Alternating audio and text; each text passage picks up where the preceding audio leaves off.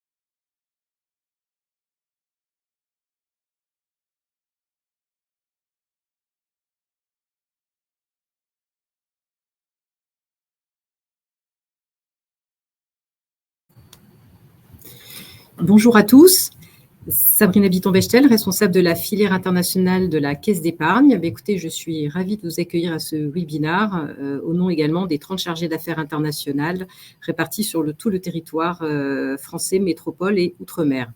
Alors, on va parler aujourd'hui d'accompagnement à l'international.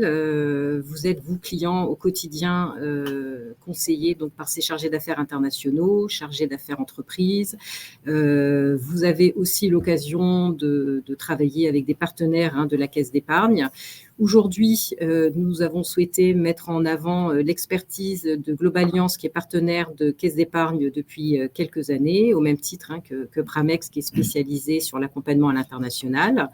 Globaliance est donc constituée de différents membres, dont Source of Asia, qui est situé au Vietnam, mais nous avons le plaisir aujourd'hui d'accueillir différents membres de Source of Asia, qui sont donc venus à Paris rendre visite à la Caisse d'épargne. Et donc, aujourd'hui, nous avons Thierry Mermet, qui est le CEO de Source of Asia, Zachary Blondeau, directeur des opérations, également Source of Asia, et puis Trale, qui est donc business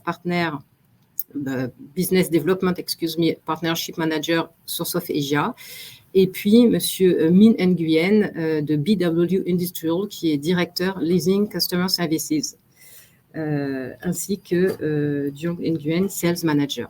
Voilà, donc aujourd'hui, vous l'aurez compris, est mis en avant le Vietnam, un pays d'opportunités au cœur de l'ASEAN. Je vais donc laisser la parole à Thierry Mermet, qui va donc vous faire une première présentation. Merci Sabrina, merci. Bonjour à tous, très heureux de discuter avec vous aujourd'hui.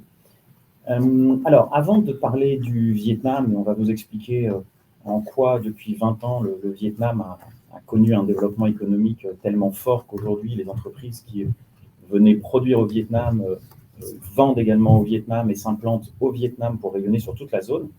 Avant de venir donc sur le Vietnam plus particulièrement, on va s'arrêter sur l'ASEAN, parce que les entreprises françaises qui viennent dans la zone ne choisissent pas seulement un pays, vous allez voir sur la carte, sur le slide qui va passer, qu'aujourd'hui, l'ASEAN, donc ce sont 10 pays qui se sont groupés dans une association économique, un peu sur le modèle de l'Union européenne, sur la facilité les échanges et les investissements, en 1967. Donc ces 10 pays, vous les avez à l'écran.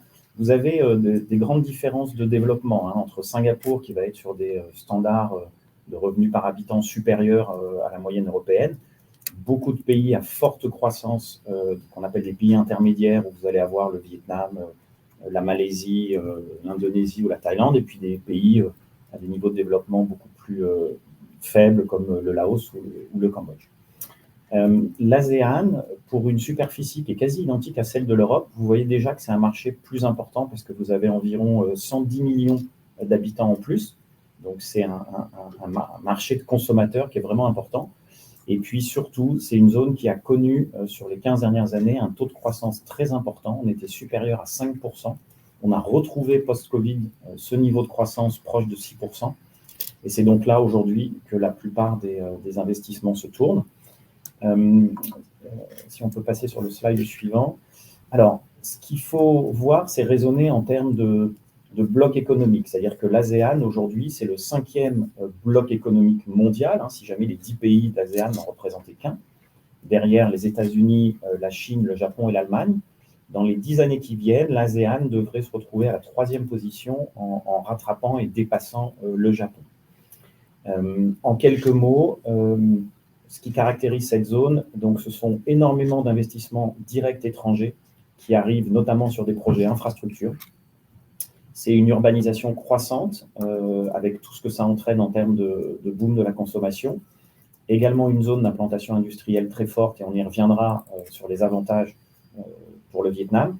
Et puis une grande diversité de secteurs économiques et beaucoup d'innovations. C'est des pays qui sont en avance dans leur transition économique, qui vont très vite aujourd'hui sur de la green technology, sur de l'innovation, sur de la tech, ce qui est une belle opportunité également pour les entreprises françaises. Alors, dans l'ASEAN, il y a un pays, on y vient, le Vietnam, qui vraiment tire son épingle du jeu. Ce qui est intéressant, c'est de regarder sur les 25 dernières années le développement du pays. C'est-à-dire que la fin de la guerre du Vietnam en 1975, le pays est extrêmement fermé jusqu'en 1986, où là, les autorités vietnamiennes, pour des raisons économiques, décident de lancer des réformes. Et ce qu'il faut bien garder en tête, c'est que ces réformes, le Vietnam a gardé la même stratégie jusqu'à aujourd'hui, c'est-à-dire on ouvre le pays, on facilite les investissements étrangers, on permet aux entrepreneurs de développer leur propre entreprise et on entre dans ce qu'on appelle l'économie mondiale, donc l'ASEAN, l'entrée dans l'OMC, la signature, on y reviendra, de très nombreux accords de libre-échange.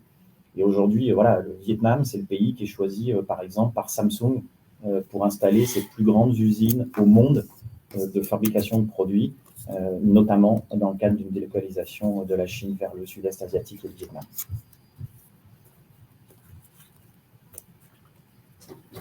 Donc on parle aujourd'hui d'un pays qui permet finalement de rayonner sur cette région attractive qu'est l'ASEAN. Alors pour différentes raisons, tout d'abord par sa situation géographique, ensuite dans la continuité de la volonté diplomatique et politique du Vietnam de se structurer en fait, pour répondre à cette demande et de devenir vraiment le leader de cette zone. Également par sa force manufacturière qui est actuellement déjà très performante et en plus de ça en devenir. Et puis je vais vous détailler un petit peu plus ces accords de libre-échange dont Thierry a parlé, qui lui donnent aujourd'hui un rôle prépondérant à la fois sur la région mais également mondial.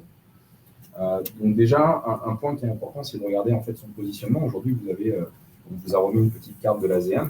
Le Vietnam est vraiment positionné stratégiquement avec des frontières directes avec l'ensemble des pays. En fait, aujourd'hui, depuis le Vietnam, vous pouvez voyager directement sur chacune des zones de l'ASEAN. Plus particulièrement, il y a un autre aspect qu'on ne voit pas ici sur cette carte, mais le nord du Vietnam a une frontière directe avec la Chine, et donc il y a un lien fort commercialement avec cette zone du monde. Aujourd'hui, quand on parle du Vietnam, notamment dans les relations avec l'ASEAN, on n'oublie pas évidemment la prépondérance de la Chine dans ses relations commerciales, et le Vietnam, en étant positionné ici, permet une facilitation des affaires. Donc au-delà de ça, on parle d'une population qui qui est jeune, 32,5 ans d'âge moyen, qui est en devenir. Aujourd'hui, on est quasiment à 100 millions d'habitants, on va les atteindre d'ici 2025. Et puis, c'est une croissance en fait de la classe moyenne également. C'est-à-dire qu'aujourd'hui, il y a un vrai pouvoir d'achat sur ce pays qui commence en fait à consommer aussi bien des produits locaux, mais également des produits importés, des produits avec une certaine manufacture ou un certain développement international. Et donc, ça devient aussi une zone en fait potentielle de croissance. Ce pays, donc on a parlé de la croissance générale de l'ASEAN. En fait, le Vietnam a également eu une croissance en moyenne à 6,5% depuis 20 ans, depuis les années 2000, qui a fléchi évidemment pendant la période Covid, mais qui est resté positif, ce qui est quand même quelque chose d'assez remarquable par rapport à l'ensemble des pays du monde entier, et qui reprend très fortement sur 2022. Et en fait, ce qui est intéressant, c'est dans cette volonté du gouvernement à continuer à se structurer et en fait à faciliter les implantations et à répondre à cette demande de croissance. Aujourd'hui, 5,8% de la croissance est réinvestie dans des infrastructures au Vietnam, ce qui est assez fortement. Alors aussi bien dans les infrastructures locales. Aujourd'hui, un réseau ferroviaire qui relie le nord et au sud. Aujourd'hui, c'est plus de 2000 km entre le nord et le sud, donc il faut avoir des infrastructures croissantes, mais également sur leurs relais internationaux pour pouvoir faire venir des personnes et pour pouvoir également gérer tous ces flux de marchandises. Il y a encore de nombreux aéroports internationaux qui sont en construction et un développement fort des ports en eau profonde. Au-delà de cet aspect-là, Adèle, si tu peux passer à la merci. Je reviens un petit peu sur cette population croissante, cet âge médian. En fait, au-delà de l'aspect classe moyenne et donc potentiel de marché, il y a une vraie force manufacturière au début. Cette force manufacturière, premièrement, elle est qualitative. On a aujourd'hui des employés qui ont eu l'habitude, traditionnellement, ce sont les industries initiales du Vietnam, sur du textile de précision, sur du travail manuel, du handicraft, de la laque, etc. Il y a une sensibilité, entre guillemets, de travail, et une qualité de travail qui est reconnue.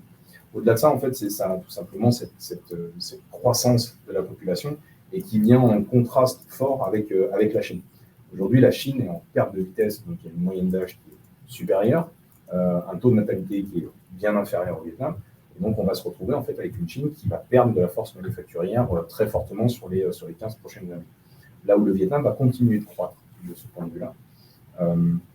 Ça, c'est un premier point. On a une qualité, une quantité, et puis un niveau de salaire qui reste en moyenne. Alors attention, il faut toujours prendre avec beaucoup de précautions ces moyennes qui sont faites, mais on remarque quand même qu'on est à un tiers de niveau de salaire médian par rapport à la Chine, ce qui lui permet en fait d'être très concurrentiel, notamment sur des produits à forte valeur ajoutée. Donc on parlait par exemple de Samsung tout à l'heure. Typiquement, le travail autour d'un Samsung, autour de l'électronique, prend des heures de munitions et des heures de travail d'un ouvrier, ce qui permet aujourd'hui au Vietnam de venir se positionner sur des industries un peu plus techniques, un peu plus complexes que précédemment, où il était très connu pour son travail manuel et ses ateliers. Donc ça, c'est vraiment quelque chose qui lui permet de rayonner sur la zone et de se différencier avec certains de ses voisins d'ASEAN. Certains n'ont pas forcément cette qualité de main-d'œuvre, d'autres n'ont pas forcément cette quantité de main-d'œuvre. Et puis, les infrastructures jouent un rôle prépondérant. Le dernier point qui est très important à nos yeux, c'est ces accords de libre-échange dont on a parlé. Un qui forcément retient notre attention, c'est les accords de libre-échange qui ont été signés en 2020 entre le Vietnam et l'Union européenne. Ce qui est remarquable, c'est cette capacité d'un pays à signer un accord avec une zone aussi large que l'Union européenne. Ce n'est pas le Vietnam avec la France, on parle vraiment de l'Union européenne. Et donc aujourd'hui, ces accords-là permettent un abattement des taxes de 95% des HS codes mondiaux, donc des codes douaniers, dans les deux sens. Produits made in Europe à importation sur le Vietnam, donc une facilitation finalement à venir croître sur cette zone ASEAN, mais également produits manufacturiers vietnamiens vers l'ASEAN. Donc c'est un abattement sur 5 ans, ça a démarré en 2020, d'ici 2025, on devrait le voir être effectif sur l'ensemble des HS codes. L'autre point qui est important, c'est que le Vietnam, en fait, dans sa politique de développement, pardon, on reste sur la slide précédente, merci. L'autre point qui est important sur ces accords de libre-échange, c'est que le Vietnam n'a pas joué la carte uniquement de l'Union européenne. Aujourd'hui, le Vietnam a une vraie volonté de se déployer mondialement. Et donc, un des deuxièmes accords qu'on trouve très important à retenir, au-delà de l'ASEAN, c'est le RCEP, que vous voyez en violet et en pointillé, qui prend en compte qu'il est aujourd'hui la plus grande zone économique, entre guillemets, de libre-échange au monde, pardon, pas de libre-échange, d'échange économique au monde, et qui prend dans ces accords-là la Chine, l'Australie, le Japon, la Corée du Sud, tous les pays d'ASEAN et donc le Vietnam. Aujourd'hui, s'implanter sur le Vietnam, ça permet de rayonner sur cette zone avec une facilitation des affaires qui est assez importante et qui permet vraiment de pénétrer des nouveaux marchés de manière performante. On revient un peu sur ce contexte China Plus One. Allez, merci. Donc, en fait, le Vietnam a effectivement cette croissance depuis 20 ans. Ça a été accéléré, cette attractivité a été accélérée par finalement la perte de vitesse de la Chine. Donc, ça a commencé vraiment sur la première guerre commerciale entre les États-Unis et la Chine, qui a vu les États-Unis appliquer des hausses de taxes à l'import à 25% pour certains produits. Et donc, on a vu une première vague d'investissements américains, d'acheteurs américains venir se tourner vers l'Asie du Sud-Est. La deuxième chose qui a vraiment continué d'accélérer finalement cette transmission vers l'Asie du Sud-Est, c'est les tensions commerciales entre la Chine et l'Union européenne cette fois, notamment sur fond de sujets ouïghours, sur dernièrement la politique zéro Covid de la Chine qui ne permet pas de se déplacer sur la zone. Ça fait maintenant bientôt 3 ans qu'on ne peut pas aller en Chine. Et donc, tous ces éléments-là font que, forcément, quand on réfléchit à une diversification de sa supply chain, on est obligé de regarder des alternatives. Et la plupart du temps, lorsqu'on est en sortie de Chine, on regarde vers l'Asie du Sud-Est, notamment parce qu'une main-d'œuvre performante est moins chère, mais également parce qu'en fait, ça permet de pénétrer ce nouveau marché qui est en pleine croissance. Puis on a parlé tout à l'heure de la main-d'œuvre chinoise vieillissante, et tout ça a créé depuis 2017 jusqu'à maintenant une accélération de cette sortie de la Chine vers l'Asie du Sud-Est. Et lorsqu'on regarde ces chiffres-là, plus d'un tiers des sociétés et des industriels qui sortent de la Chine pour se relocaliser en Asie du Sud-Est se tournent vers le Vietnam, preuve de cette performance et de cette capacité à être attractif. Adèle, merci. Et en fait, donc, quelques exemples qu'on voulait un peu mettre en avant, notamment sur cette réorganisation. Le Vietnam, on en a parlé, donc là vous le voyez vraiment avec la Chine juste au-dessus, a attiré des grands noms. On a parlé de Samsung. On a aussi des industriels chinois qui viennent carrément se relocaliser sur le Vietnam. Ce qui est important de regarder, en fait, c'est cette évolution finalement des industries qui se focalisent sur le Vietnam. Vous avez l'électronique, Foxconn, Wistron, qui sont en fait des manufacturiers au compte de Apple.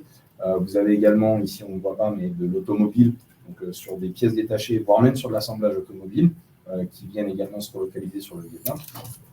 Vous avez de l'industrie vêtements, mais qui a beaucoup évolué par rapport à avant. Au début, vous étiez sur des vêtements plutôt faciles. Aujourd'hui, on est sur des vêtements très techniques, très pointus. Et puis, de manière générale, en fait, ces gros acteurs qui viennent sur le Vietnam attirent d'autres acteurs, tout ce qu'on appelle les supporting industries, les industriels en fait de soutien, qui sont sur du travail comme les composants électroniques, sur de l'assemblage de plasturgie, de l'assemblage de métallurgie, pour justement répondre à ces industriels. En fait, ce mouvement perpétuel a une sorte de cercle vertueux où des grands noms et des grandes industries viennent s'implanter sur le Vietnam et donc demandent à des supporting industries de venir s'implanter auprès d'eux. Ce qui amène donc pour des entreprises notamment françaises performantes de venir se rapprocher finalement d'une clientèle potentielle pour eux. Et donc ça, on l'a beaucoup vécu dernièrement, on a beaucoup de sujets. Et on a notamment un témoignage qu'on aimerait vous partager sur une entreprise de décolletage qui a fait le choix de venir s'implanter sur le Vietnam. Pardon, je suis allé un peu vite, on a un témoignage un peu plus tard. En fait, ce qui est important à prendre en compte, c'est venir s'implanter au Vietnam. On a beaucoup d'exemples d'entreprises qui partent du postulat que comme on est en Asie, ça va être comme en Chine. En fait, pas tout à fait. Il faut vraiment appréhender finalement déjà ce que ça veut dire de s'implanter sur le Vietnam, mais surtout de faire la différence entre chacun des pays. L'ASEAN, de manière générale, est une zone plutôt commune. Simplement, vous avez des similitudes entre chacun des pays. Sur le Vietnam, il y a quelques points vraiment importants à prendre. Le concept de face. Le concept de face, en fait, c'est de ne pas se retrouver, de ne pas surtout pas mettre son interlocuteur dans une position à défaut. où il aurait perdu un peu son honneur. Alors, c'est pas vraiment de l'ego, hein, c'est vraiment de le mettre dans une position où il est d'égal à égal. Ça rejoint en fait cette réflexion de l'équilibre de l'harmonie. Aujourd'hui, faire du business au Vietnam, c'est pas uniquement avoir une position de force ou de faiblesse, c'est vraiment de trouver un équilibre avec des gagnants-gagnants. Ça, c'est quelque chose qui est très important à prendre en place. L'importance des relations et des réseaux. Nous, on le voit, hein, la manière qu'on a de travailler porte ses fruits au bout de plusieurs années. En fait, ça demande des efforts, de s'impliquer, d'avoir des relations fortes, de créer des relations, de montrer cet intérêt qu'on peut avoir. Et donc, cette immédiateté de faire du business n'apparaît pas au prime abord. Il faut vraiment être patient et s'implanter. Un des points où le Vietnam a énormément progressé, moi j'y suis allé, la première fois que j'y suis allé, c'était en 2002, donc il y a 20 ans. L'anglais n'est pas toujours facile. Aujourd'hui, il y a cette jeune population est très très performante en anglais. Et aujourd'hui, ça facilite beaucoup les relations d'affaires. Donc, de ce point de vue-là, ça demande l'effort de parler anglais correctement. En revanche, c'est très facile finalement, en étant simplement anglophone, de pouvoir venir sur le Vietnam et commencer à avoir des relations commerciales avec des partenaires. Et puis, très important, l'art de se présenter au Vietnam. On en parlait tout à l'heure. L'échange du carte de visite est quelque chose de très très symbolique, la manière de le faire. Se présenter en quelques mots, même si ça peut paraître logique, mais si on l'a déjà fait par email, en présentiel, c'est quelque chose qui est très important. Ça, c'est plus quelques us et coutumes. De manière plus générale, venir sur la zone, ça comporte quand même quelques risques, il faut l'admettre. Donc, vous avez, Adèle, si tu peux changer la slide, s'il te plaît. Merci. Vous avez quand même quelques risques. Premièrement, la distance. C'est vrai pour la Chine, c'est encore plus vrai pour l'ASEAN. Pourquoi? Parce que de toute manière, même si vous êtes implanté en Chine, venir derrière se déplacer sur l'ASEAN, surtout dans le contexte actuel de fermeture de la Chine, c'est pas aussi simple. Donc la problématique du management à distance, c'est quelque chose à prendre en compte sur la durée. Les ressources humaines, il y a un vrai, déjà par la différence culturelle, mais également par tout simplement la gestion des remplacements, etc. Quand on n'est pas présent sur place, c'est quelque chose qui est assez complexe à gérer. L'administration peut être très lourde, différente de la France, mais ça reste des process administratifs assez complexes, avec différents layers. Et puis la corruption, qui reste présente sur ce pays, qui est de moins en moins visuelle, de moins en moins active. Hein, on l'a vu sur les 20 dernières années, notamment par ces accords de libre-échange et puis cette volonté de se mettre au diapason de l'international. Mais ça reste quelque chose de présent, donc c'est quelque chose à anticiper. La dépendance à la Chine est quelque chose à ne surtout pas sous-estimer. Le Vietnam, aujourd'hui, n'a pas forcément toutes les matières premières à disposition, toutes les industries à disposition, tout ce savoir-faire qui a été construit en Chine depuis plus de 25 ans désormais. Il y a une accélération en fait, de l'apprentissage et de la mise à niveau. Hein. Le Vietnam investit énormément sur soit sur de la matière première, soit en tout cas sur de la première transformation et donc une disponibilité. Mais ça reste quelque chose qui est très fort. De manière inverse, la dépendance économique à la Chine, aujourd'hui, la Chine reste un partenaire privilégié commercial. Et puis enfin, en fait, le Vietnam est très dynamique. Moi, je le vois chaque fois que je retourne sur le Vietnam, tous les 3 à 4 mois, je vois des changements forts, que ce soit dans les infrastructures, que ce soit dans les personnes. Il peut y avoir des grands chamboulements d'administration assez rapides. Et en fait, pour pérenniser son activité, il faut garder un lien fort avec ses équipes localement, rester présent. Et donc, selon nous, en fait, s'implanter en ASEAN, c'est une opportunité forte, à la fois de gagner en compétitivité, de pénétrer des nouveaux marchés, de rester en fait sur une zone qui est un peu éloignée et de pouvoir en bénéficier. Mais ça demande aussi une bonne préparation. Ça demande de ne pas s'arrêter au premier écueil, de garder on va dire une stratégie long terme, de ne pas se précipiter. C'est pas parce qu'il y a un potentiel identifié que ça s'applique à chacune des entreprises de manière égale. D'avoir une présence vraiment localement représentée, alors soit en direct, soit avec des partenaires experts sur la zone, et puis de ne pas sous-estimer cet aspect du professionnalisme aujourd'hui, que ce soit sur l'aspect manufacturier, implantation ou sur l'aspect commercial. Les Vietnamiens et l'ASEAN de manière générale sont très regardants en fait des produits, des services, de la qualité qui est mise en avant, et donc de garder cet aspect-là en tête. Sur tous ces derniers points, donc cette fois-ci, je ne me trompe pas, on aimerait vous partager un témoignage d'une société qu'on a accompagnée et qui est allée s'implanter en ASEAN, justement, pour toutes les raisons que je viens de vous évoquer.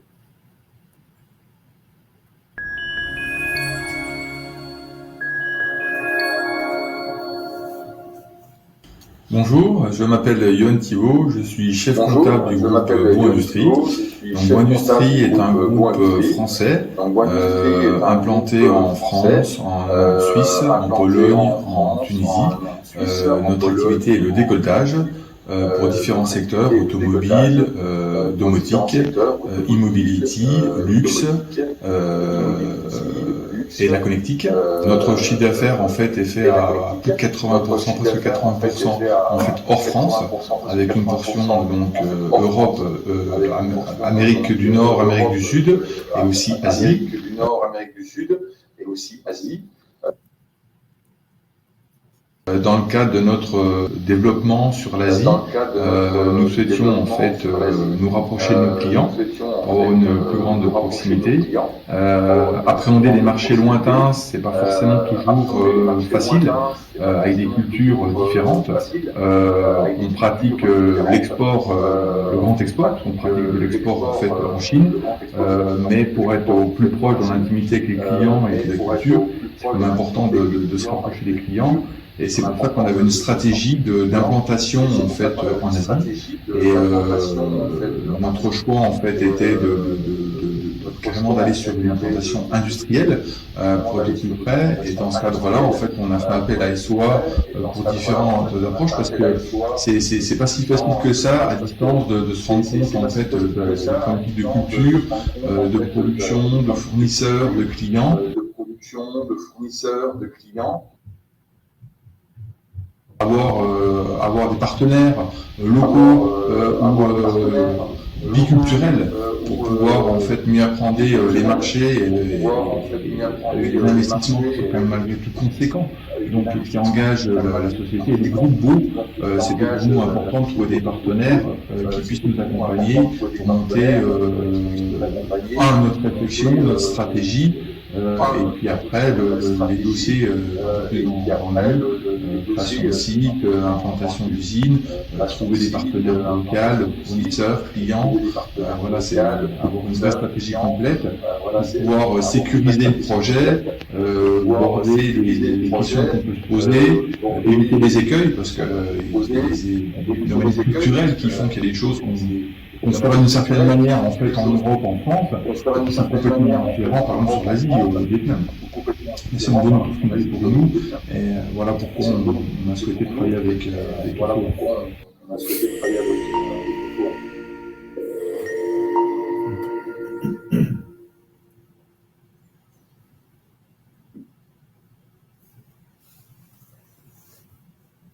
Voilà, donc c'était effectivement, nous on a le plaisir d'accompagner Bow Industries dans différents aspects de leur développement sur la zone. Ça amène notamment des sujets très intéressants sur la partie développement commercial, comment s'implanter de manière pérenne, comment appréhender le contexte économique. Et un des sujets en fait qu'on voulait aussi mettre en avant aujourd'hui, c'est finalement, il y a des solutions qui existent sur l'implantation industrielle qui sont assez performants. On a remarqué par le passé d'avoir des sociétés qui tout simplement sont effrayées par le temps que peut représenter une implantation industrielle sur le Vietnam, de devoir faire une première étude, trouver un terrain, monter son usine, être ensuite sur de la démarche de recrutement, former les équipes, etc. Ça peut prendre 2 ans, ça peut être un peu plus long que ça. Et dernièrement, on s'est rapproché de VW Industrial, qui amène une solution de ce qu'on appelle le Ready Build Factory. Je vais les laisser présenter ça un peu plus en détail, qui permet en fait d'accélérer, d'avoir plus de flexibilité, plus de marge de manœuvre pour venir s'implanter, et surtout de répondre à des situations de crise qui sont parfois très rapides. Donc, sans plus attendre, je laisse Cha et Min présenter un peu plus BW. Thank you, Zachary.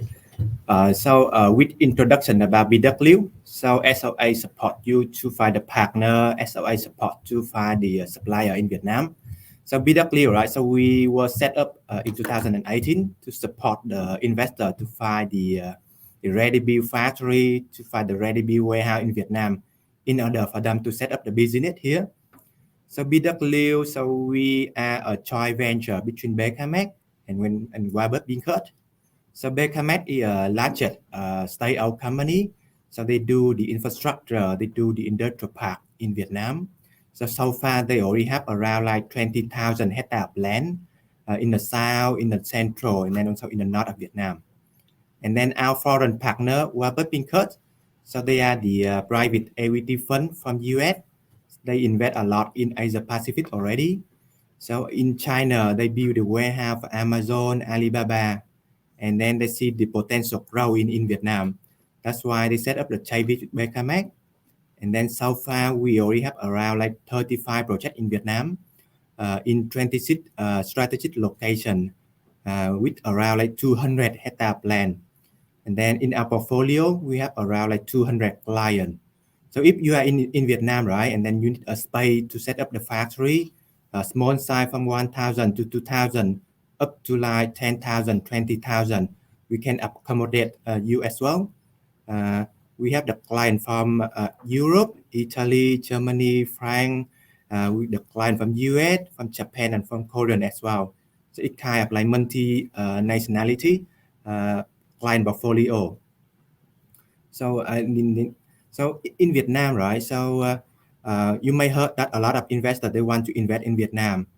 And then what they're gonna do? So normally they're gonna lease the factory and then the warehouse.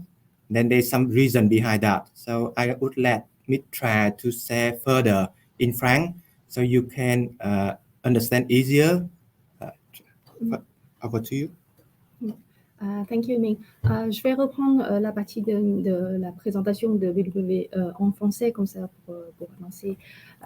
Effectivement, comme Ming a déjà expliqué, BW aujourd'hui présent au Vietnam avec la force soutien de Becamac, qui est local fort au Vietnam, ainsi que Warburg Pincus, le fonds d'investissement États-Unis.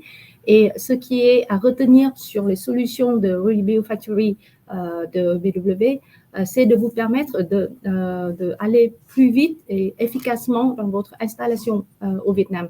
Au lieu de trouver un lieu, un terrain pour construire votre usine et comme Zachary a dit aussi, de manager toute la partie opérationnelle, de trouver du bon personnel, etc.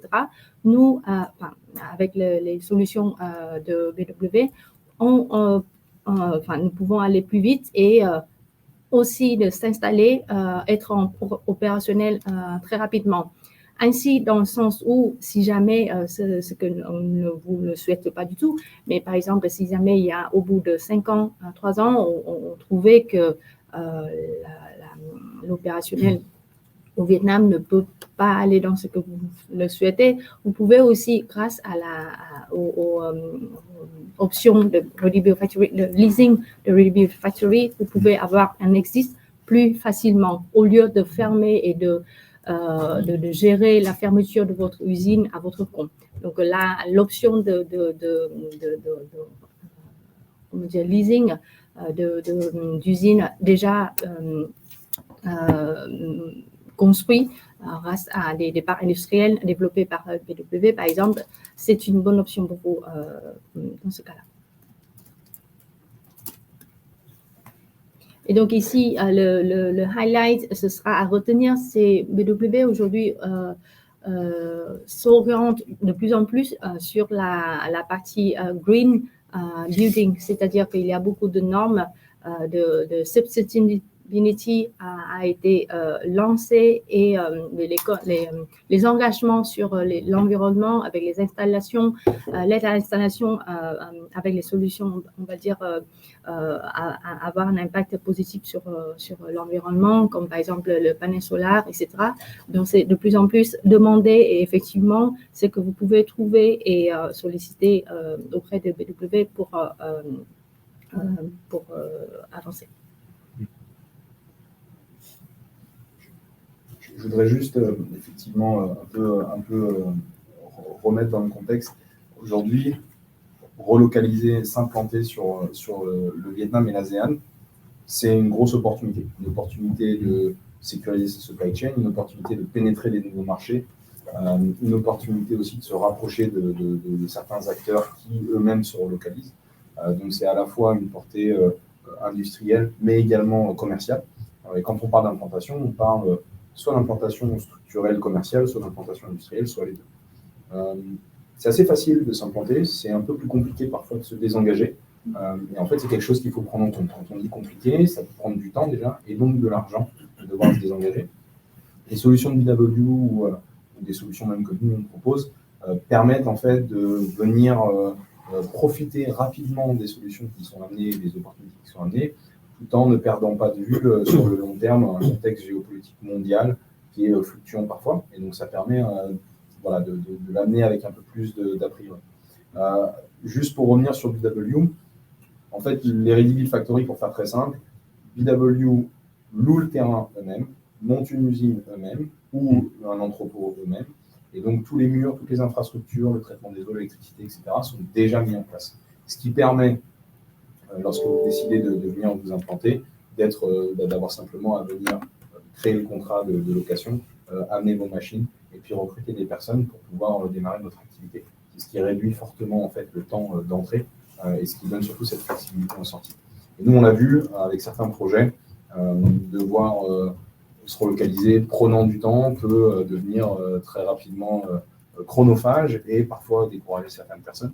Ça facilite un petit peu cette implantation industrielle dans et puis, un dernier avantage important quand vous utilisez une Ready-Build Factory, c'est que évidemment que le montant d'investissement à immobiliser est beaucoup plus faible, puisque vous payez un loyer tous les mois, versus vous achetez un terrain pour 50 ans, vous construisez l'usine, et notamment en Asie, les contracteurs, etc., vous les payez au moment des travaux.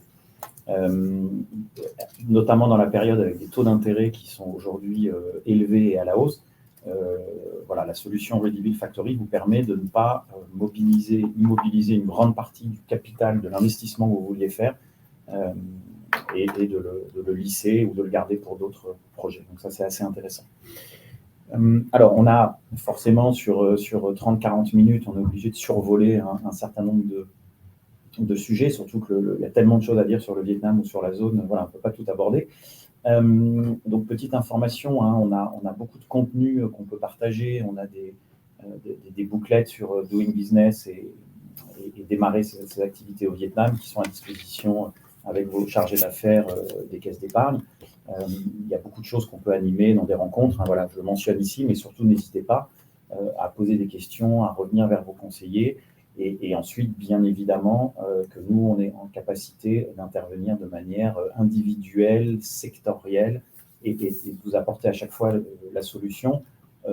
On n'a aucun service, nous, sur étagère, qu'on va essayer absolument de passer. On va toujours s'adapter à votre besoin et sur toutes les entreprises, on accompagne à peu près 50 entreprises par an. À chaque fois, on va créer une solution adaptée à un besoin qui est toujours en fait un besoin particulier. Voilà, donc vraiment, n'hésitez pas. Merci Thierry.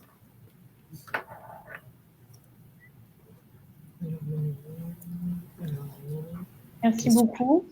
On arrive à la fin du webinaire, en tout cas sur le moment présentation. N'hésitez pas à poser vos questions dans le chat si vous en avez. Et sinon, on en a quelques-unes aussi, nous. Donc, je ne sais pas si Sabrina ou moi, je peux commencer. Vas-y, Adèle, je te laisse. Alors, on a parlé tout à l'heure de la China Plus One stratégie. Comment, dans le cadre de cette nouvelle donne, on va dire, on peut aujourd'hui définir le bon pays alternatif en ASEAN dans cette zone? Je ne sais pas si Zachary, Thierry, Cha, vous voulez répondre. Moi, je vais prendre celle-ci. En fait, ce qu'il faut comprendre et ce qu'on a balayé de manière très large aujourd'hui, c'est qu'il n'y a pas d'équivalent unitaire à la Chine. Il n'y a pas un one-one, un pays qui soudainement est apparu et qui est l'équivalent de la Chine. Surtout que la Chine, finalement, c'est des années et des années de construction et d'évolution. En fait, l'approche qu'il faut avoir, c'est un peu comme disait Thierry, nous, on ne vend pas de solutions étagères où vous devez prendre. On essaie toujours déjà de partir du contexte de l'entreprise, de sa force, de ses ressources, de son ADN, de ce qu'elle veut faire, et ensuite d'aller avoir une vraie étude en amont. Donc ça demande en tout cas d'être capable de poser sur la table les objectifs d'un tel changement. Alors ça peut être des alternatives, ça peut être un remplacement total, ça peut être une croissance tout simplement. Et en fait, ça demande déjà de partir de ce postulat-là et ensuite d'aller étudier les différentes options qui s'offrent. Donc, il n'y a pas une réponse unique. La China Plus One stratégie, en fait, c'est de manière générale une sécurisation de ces supplies, que ce soit en amont sur la fabrication, sur la production, mais aussi en aval sur la distribution et la logistique, et puis sur le commercial. Et c'est vrai qu'il n'y a pas un pays alternatif qui ressort par rapport à d'autres. En fait, ça dépend de chaque entreprise. Donc nous, c'est notre travail, entre autres, quand c'est des sujets sur l'ASEAN, d'essayer de comprendre l'entreprise dans un premier temps, et ensuite de l'amener petit à petit vers le ou les pays solutions sur les problématiques données. Je rebondis avec effectivement ce qui vient d'être dit et puis ce qu'on a dit tout au long du webinaire. C'est vrai qu'en ce moment, on se rend compte, avec ce qui est écrit aussi sur la slide, du contexte économique assez tendu mondialement. Donc, justement, est-ce que s'implanter aujourd'hui, ce n'est pas quelque chose de difficile? Et si oui, comment on peut faire, quoi? Je vais continuer. S'implanter, de manière générale, je pense que c'est jamais facile. Dans un contexte économique tendu, c'est forcément en fait d'avoir cette capacité à évaluer les risques versus les potentiels. Mais surtout, c'est un peu à l'image de ce qu'on propose avec la solution du W et nous, on a d'autres services personnels ou propres à SourceOfAsia ou avec nos partenaires. Justement, il y a des solutions progressives qui existent. Donc, en fait, l'idée, c'est de bien avoir conscience du contexte dans lequel on arrive, de s'équiper, de se structurer, de travailler en amont avec ses finances, le suivi des banques, etc. Et ensuite, de pouvoir l'appliquer avec des portes de sortie, entre guillemets, de ne pas s'embarquer dans quelque chose qui va être trop lourd et trop complexe tout de suite, et ensuite, ou derrière, on est obligé de ramer pour récupérer un retour sur investissement. Et puis, je vais ajouter un point. Et puis, il y a quelque chose qui a changé, c'est-à-dire qu'il y a 20 ans, peut-être, quand vous partiez sur le grand export, on envoyait quelqu'un, un expatrié, qui allait mettre 1 an à comprendre une partie. Bon, ça fait 20 ans que je suis au Vietnam, je ne comprends toujours pas absolument l'ensemble de l'environnement économique. Donc, un expatrié qui arrive au bout de 6 mois ou 1 an, c'est difficile. Ensuite, il monte une licence. Ensuite, il va recruter un directeur comptable. Ensuite, il va essayer de trouver un terrain où il va essayer de recruter du monde. Les premiers recrutements ne vont pas être bons. Là où je veux en venir, c'est qu'aujourd'hui, vous avez dans quasiment tous ces aspects de l'installation des solutions que vous pouvez outsourcer avec des entreprises comme nous, et il y en a plein d'autres.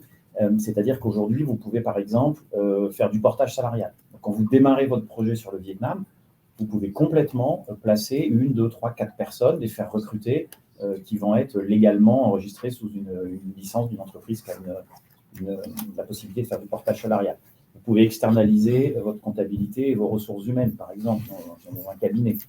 Vous pouvez passer sur du Ready Build Factory, ce qui vous permet de louer une usine, et plus tard, si jamais votre production est 2 fois plus importante que ce que vous aviez prévu, vous pouvez passer sur une usine plus grande. Donc, il y a énormément de solutions aujourd'hui qui vous permettent de démarrer rapidement et surtout de démarrer sans être absolument sûr de où vous en serez exactement dans 5 ans et de devoir paramétrer dès le départ les bons critères.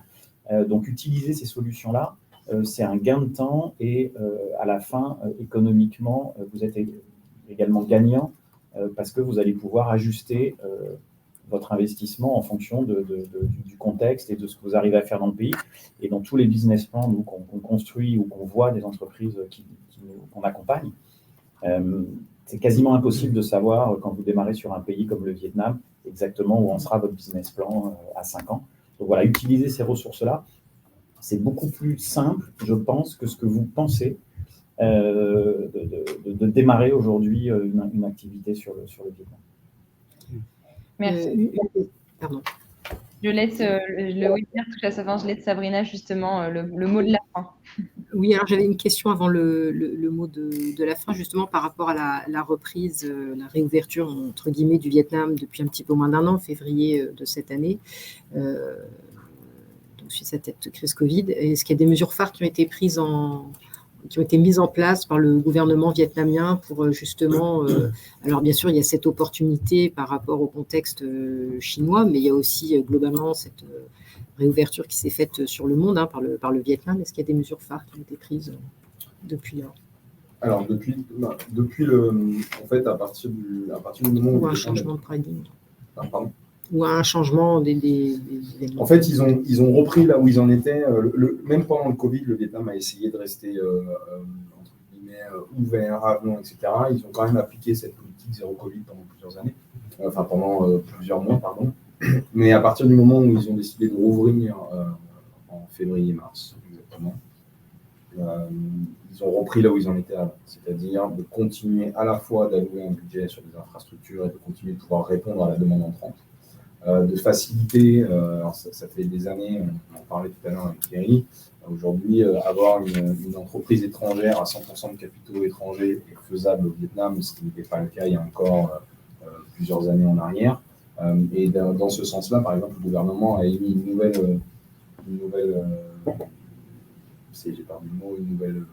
missive favorisant justement ces investissements directs étrangers de l'origine de plusieurs pays. Et en fait, le Vietnam a vraiment cette stratégie de s'ouvrir, de faciliter certains aspects, notamment pour des investissements qui soient d'Europe, d'Asie, des États-Unis, d'Amérique du Sud, etc., avec l'objectif de rester attractif et de pouvoir en fait répondre finalement à cette globalisation et cette mondialisation.